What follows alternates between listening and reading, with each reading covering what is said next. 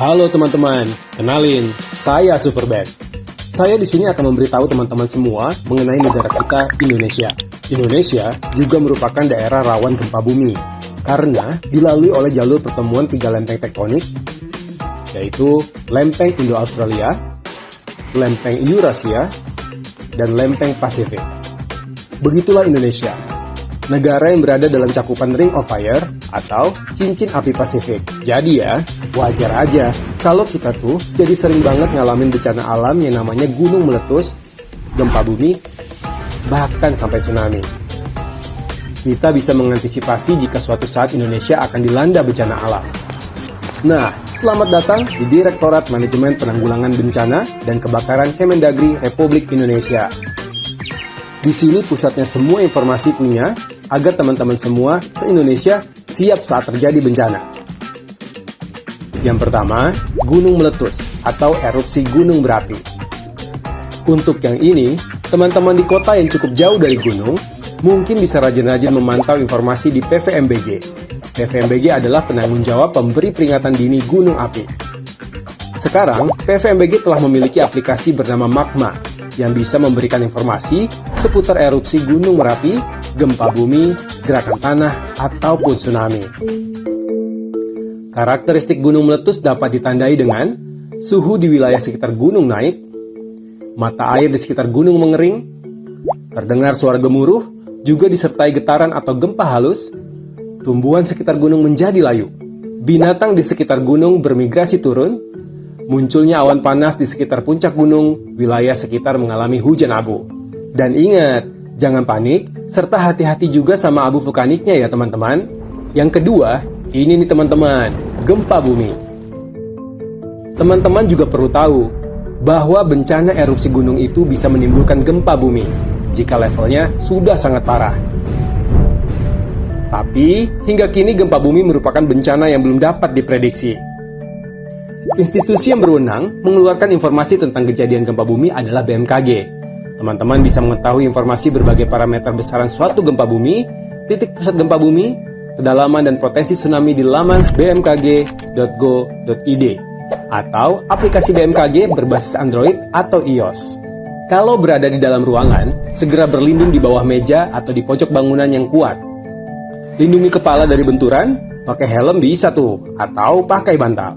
Alat-alat yang ada hubungan sama listrik dan api langsung matiin aja deh. Yang di gedung, evakuasinya lewat tangga, jangan pakai lift. Bencana gempa bumi juga memungkinkan adanya potensi tsunami. Apabila teman-teman mendengar peringatan dini tsunami, segera lakukan evakuasi menuju tempat tinggi seperti bukit dan bangunan tinggi. Yang penting harus teman-teman ingat, jika magnitudo gempanya besar, maka bisa berpotensi bencana tsunami. Perlu kita ketahui bahwa tidak semua pesisir pantai Indonesia berpotensi tsunami.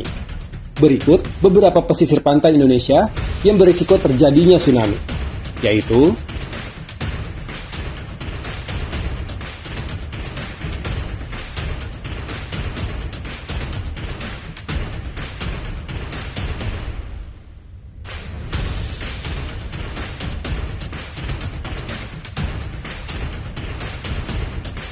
saat terjadi tsunami. Kalau teman-teman sedang main di daerah pantai, segera jauhi pantai. Teman-teman yang sedang berada di tengah laut, saat terjadi tsunami, sebaiknya jangan menuju ke arah pantai, karena gelombang yang berada di daratan justru semakin besar. Hindari sungai dan jembatan. Jangan mengendarai mobil saat tsunami, karena akan membuat teman-teman susah untuk menyelamatkan diri.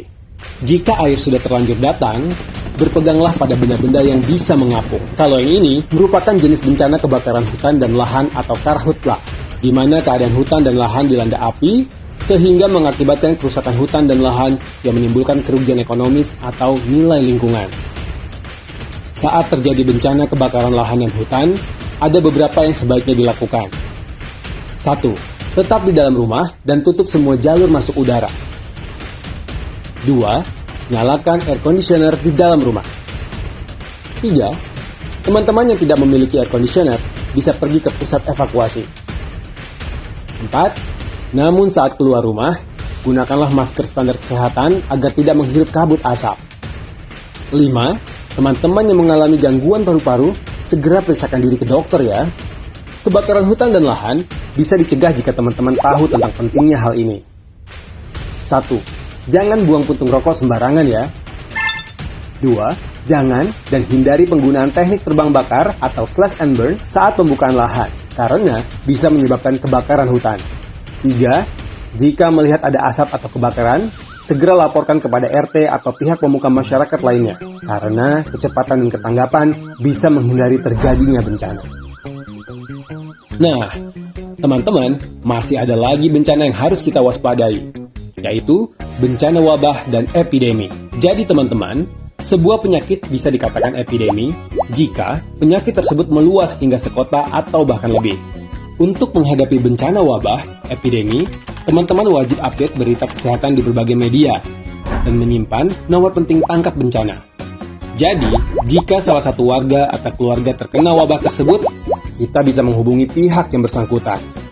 Setiap pemerintah daerah perlu menyampaikan informasi bencana melalui ketersediaan petunjuk standar, yaitu rambu dan papan informasi bencana yang berada di 7 objek ketangguhan.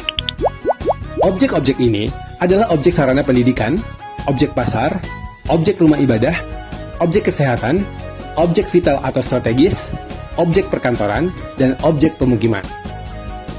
Yang paling penting sih, angka korban jiwa saat terjadi bencana bisa berkurang, karena teman-teman semua sudah nonton video dari Super Band. Semoga kita semua tanggap bencana dan bisa menjadi pahlawan super bagi diri sendiri dan keluarga. Semua bencana bisa ditanggulangi. Salam Super Band.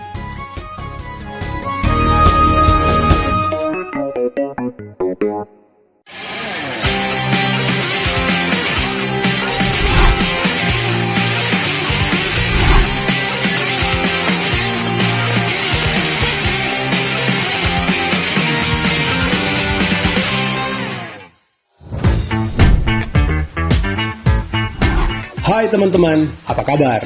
Saya Super Band. Menghadapi bencana, hal yang pertama kali kita lakukan adalah jangan panik. Indonesia termasuk ke dalam 35 negara yang memiliki resiko bencana tinggi, berdasarkan data World Bank. Di tahun 2020, ada total 1.296 bencana yang terjadi di Indonesia. Untuk itu, kita perlu tahu terkait pencegahan serta penanggulangannya. Yang pertama, banjir. Banjir seringkali terjadi akibat curah hujan yang ekstrim dan juga disebabkan oleh volume air yang melebihi kapasitas pada badan air, seperti sungai, danau, bendungan, ataupun selokan. Padahal, banjir ini bisa dicegah jika teman-teman menjaga lingkungan dan tidak membuang sampah sembarangan. Banjir juga bisa dicegah jika teman-teman tidak membuat rumah di pinggiran sungai, melaksanakan program reboisasi, rajin membersihkan saluran air. Namun, jika wilayah kita terendam banjir, teman-teman bisa mengambil langkah-langkah ini. 1. Mematikan aliran listrik dan gas. 2.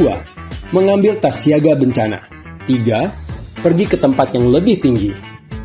Dan 4. Menginformasikan lokasi tempat teman-teman berada untuk evakuasi.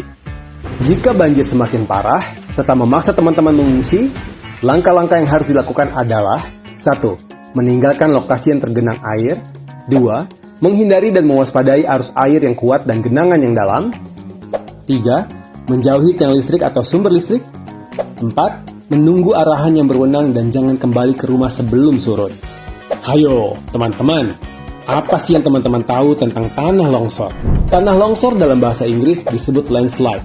Adalah perpindahan material pembentukan lereng berupa batuan, bahan rombakan, tanah, atau material campuran tersebut bergerak ke bawah atau keluar lereng. Tenang teman-teman, bukan Super Band kalau tidak bisa memberi solusi. Tanah longsor bisa teman-teman cegah resikonya dengan cara 1. Tidak membangun rumah atau villa di lereng gunung. 2. Tidak membuat sawah atau kolam di atas lereng gunung. 3. Tidak membuat rumah di bawah tebing atau lereng. 4. Memelihara lingkungan, tidak menebang pohon. 5. Menanami lereng gunung dan bukit dengan pepohonan. 6. Membuat terasering. Sebagai antisipasi, waspadalah terhadap adanya curah hujan yang tinggi terhadap adanya kemungkinan tanah longsor. Namun, jika terjadi tanah longsor dan mendengar suara gemuruh, segeralah mencari tempat lapang dan tanpa penghalang. Jika teman-teman sedang berada di luar, carilah tempat lapang dan perhatikan sisi tebing atau tanah yang longsor. Gelombang laut ekstrim adalah gelombang laut signifikan dengan ketinggian lebih dari sama dengan 2 meter. Berdasarkan peraturan Kepala BMKG tahun 2010, gelombang laut ekstrim ini merupakan contoh. Gelombang bersifat merusak karena dapat menyebabkan abrasi pantai. Gelombang tinggi kategori tinggi hingga ekstrim yang sering terjadi di sejumlah wilayah Indonesia bisa disebabkan oleh beberapa faktor berikut: bibit siklon tropis 94S, bibit siklon tropis 99W, dan pola angin. Maka dari itu, Superband menyarankan untuk teman-teman yang beraktivitas di bidang pelayaran, nelayan, atau teman-teman yang di pesisir pantai, sebaiknya 1. Waspada ketika kecepatan angin lebih dari 15 knot dan tinggi gelombang di atas 1,25 meter. 2. Selanjutnya, kapal tongkang perlu waspada ketika kecepatan angin lebih dari 16 knot dan tinggi gelombang di atas 1,2 meter. 3. Bagi kapal feri perlu waspada ketika kecepatan angin lebih dari 21 knot dan tinggi gelombang di atas 2,5 meter. 4.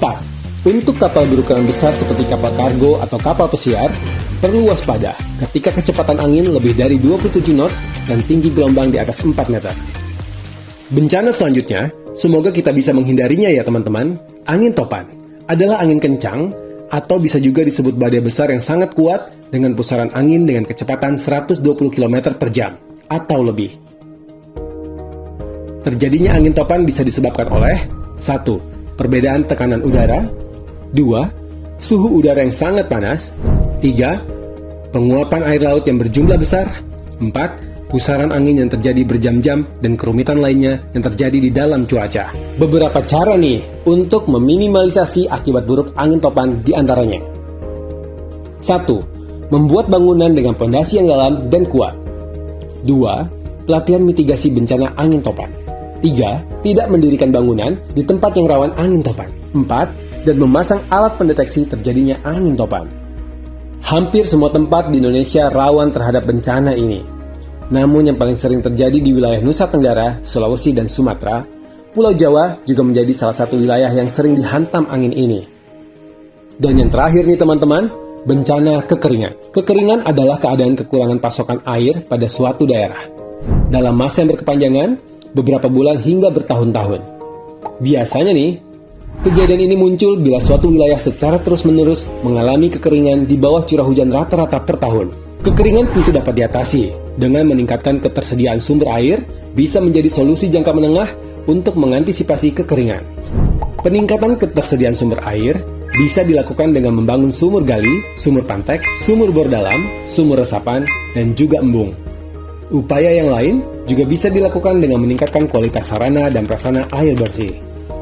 Namun, yang namanya bencana alam memang selalu bisa terjadi dengan tiba-tiba. Jika terlanjur lingkungan teman-teman terjadi kekeringan, maka yang bisa teman-teman lakukan adalah 1. Penampungan air saat hujan.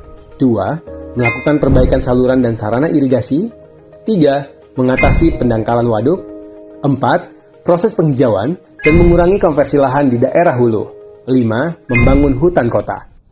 Setiap pemerintah daerah perlu menyampaikan informasi bencana melalui ketersediaan petunjuk standar, yaitu rambu dan papan informasi bencana yang berada di 7 objek ketangguhan. Objek-objek ini adalah objek sarana pendidikan, objek pasar, objek rumah ibadah, objek kesehatan, objek vital atau strategis, objek perkantoran, dan objek pemukiman. Yang paling penting sih, angka korban jiwa saat terjadi bencana bisa berkurang, karena teman-teman semua sudah nonton video dari Superband. Semoga kita semua tanggap bencana dan bisa menjadi pahlawan super bagi diri sendiri dan keluarga. Semua bencana bisa ditanggulangi. Salam Superband.